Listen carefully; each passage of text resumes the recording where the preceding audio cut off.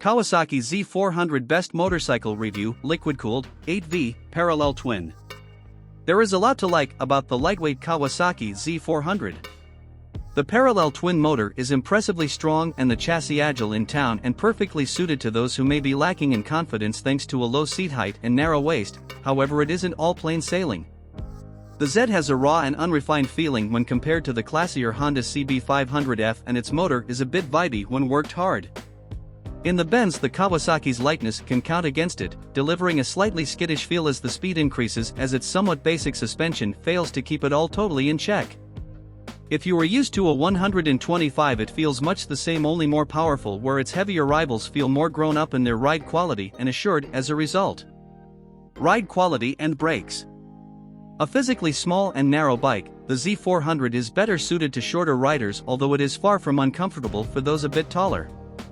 In town, its lightweight really helps it feel pleasingly manageable and agile, but on the open road the same lightness equates to a slightly skittish ride that the budget suspension fails to properly cope with.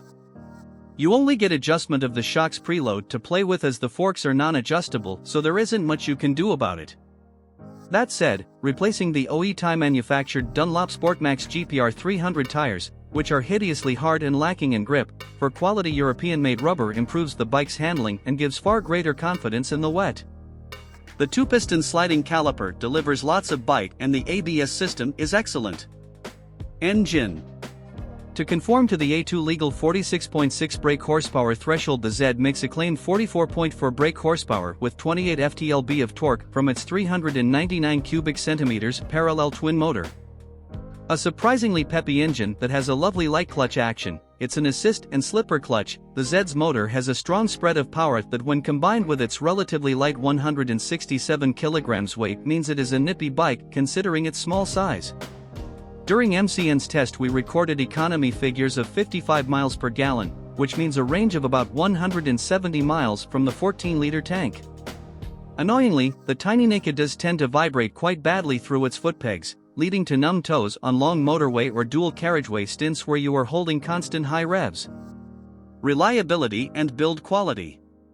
The Z400 is based around Kawasaki's Ninja 400, which in turn can trace its heritage back to the 2008 Ninja 250R, and even before this. There are few major mechanical issues to be wary of, and most of the problems occur from owners and either a lack of basic maintenance or crash damage. It may be built in Thailand and not Japan, but the quality control seems high and overall the Z400's finish seems good. Value versus rivals.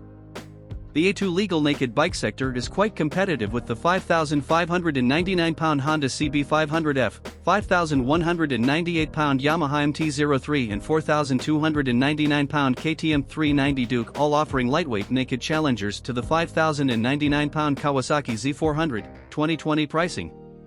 In this context, the Duke is undoubtedly the bargain, but it does only have one cylinder compared to the parallel twins from Japan. Against its Japanese rivals, the Z400 is the cheapest, but it also lacks the inverted forks of the Yamaha or the overall feeling of quality you get on the Honda, mainly due to its more brash styling and lighter weight. It's good value, just not outstanding. Equipment. The Z comes with ABS as standard, and its LCD dash contains a gear indicator, fuel gauge, digital rev counter and large Mph display. You get 2 trips, a clock, average MPG, live MPG and range, as well as an economical riding indicator, but the whole thing is let down by a nasty carbon fiber, which looks suspiciously fake, surround. Pedal discs are a nice Kawasaki touch, but the front caliper is only a 2-piston sliding unit that is conventionally mounted, and the forks, which are non-adjustable, are also conventional in their orientation.